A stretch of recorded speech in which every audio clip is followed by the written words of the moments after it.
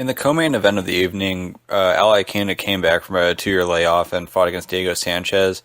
He was able to win this fight by first round knockout. And when I was talking about this fight last week, I didn't really exactly see this happening as far as how this fight was going to go. I actually also put money down on Diego Sanchez, and my reasoning was fairly simple in that when you have a long layoff or when you're making your debut in the UFC, a lot of times you kind of have like your jitters, you kind of have like your adrenaline dump. Now, obviously, this isn't Iaquinta's debut, but it was his first fight in a long time, and it sounded as though after he had stopped fighting, he really wasn't training a whole lot.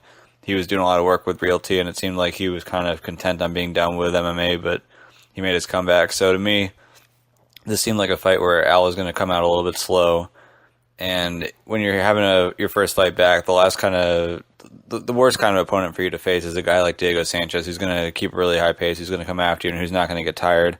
So I figured that would be an issue for Al coming into this fight. I thought he was probably the better striker, but given his inactivity and given Diego's style, that would be trouble for him. And obviously we saw this happening with Diego very recently with his fight against Martin Held. Held, again, was a pretty heavy favorite in that fight as well.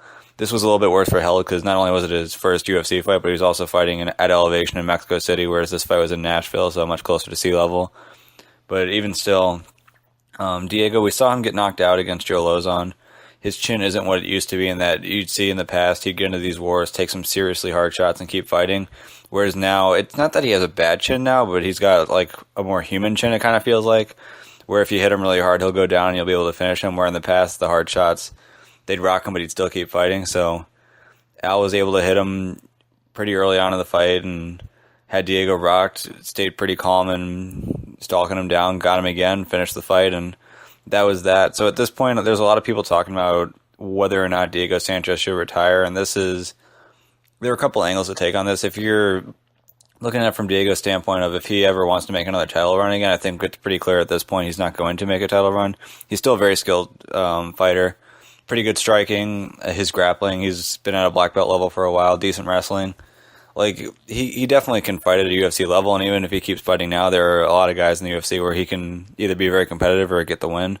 So he's definitely capable of fighting. He's just not going to ever really get back into the title picture at this point, especially at lightweight, which is just a brutally competitive division for him to be in.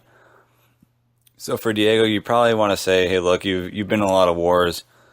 If you're not ready to retire, which he said he wasn't going to retire, but if you're not quite ready, look for a couple more fights, but now is about the time to start to have an exit strategy. You're not going to make it to the title.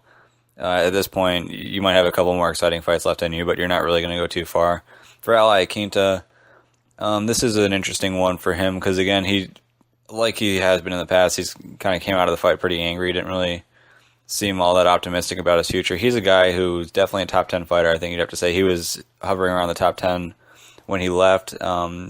A big win like this over Diego Sanchez shows he's still elite, still a very good striker, pretty solid all-around grappler as well. So I'd like to see him against a guy who is currently ranked in the top 10 and see where he goes from here, but it's unclear whether he wants to chase after it again or whether he's really pissed at the UFC again and now he's going to have another long layoff until something clears over with him. I'm not entirely sure where it goes, but if he continues fighting, hopefully the next thing for him is a top 10 opponent and we can see where he fits into the rankings and see how far he can go. I don't know that I see him as a title contender necessarily. I wouldn't see him beating Conor. I wouldn't see him beating Tony Ferguson. I wouldn't see him beating Khabib.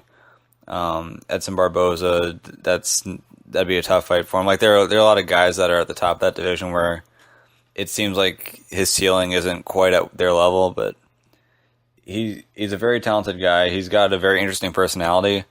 I know in ways you don't really want to constantly shit on your boss. It's never really a good thing in most avenues, but the way that he goes about it in a way, and this is something that Ariel brought up in their interview on the MMA Hour on Monday, in a way that could benefit him because having that tension with the boss is an exciting storyline in its own right.